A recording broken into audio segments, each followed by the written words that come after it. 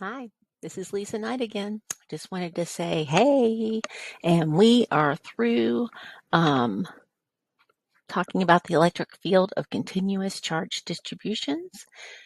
They kind of come back up a little bit, but we mainly are now starting to focus on building the foundation that we need to talk about circuits and the flow of electricity.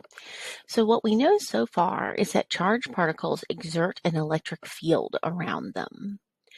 And that's an imaginary force field. And if a charge goes into that force field, it's going to feel a force. If it's a positive charge coming near a positive field, it'll be pushed away from it. And if it's a negative charge, it would be attracted to that source, that positive source.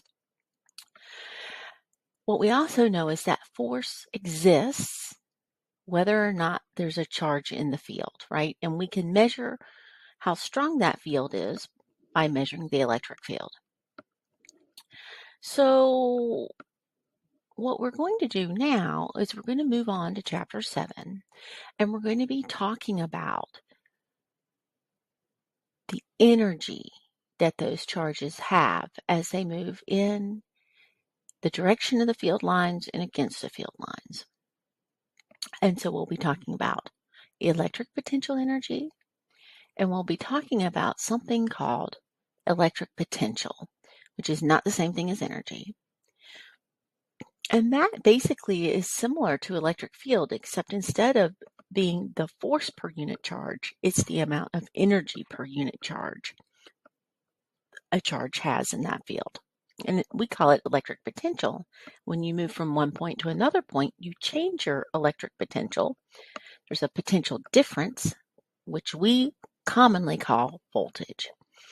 So this is all working up to kind of give us a good conceptual understanding of what voltage is. And this week, you'll have your study guide and you'll have your little trailer video to watch. You'll need to read chapter 7, and you'll really need to pay attention to your lecture videos as you complete the problems in the chapter 7 study guide. Remember that your chapter 7 quiz will be based on the multiple choice questions in the guide.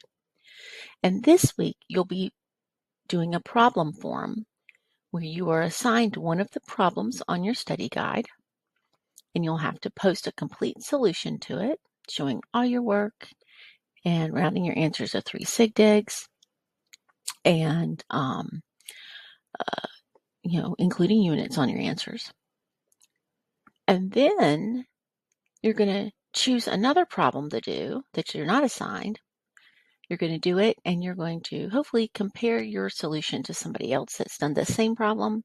Or if you are the first person doing it, you'll go ahead and post it.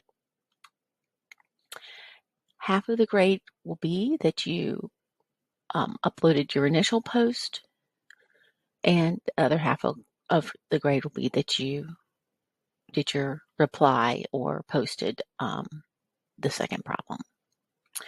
So we really want to spend time this week focusing on understanding how to solve these problems and understanding the conceptual difference between electric potential energy, electric potential, and electric potential difference, and equal potential surfaces, which we'll talk about later and focus more on in the next week.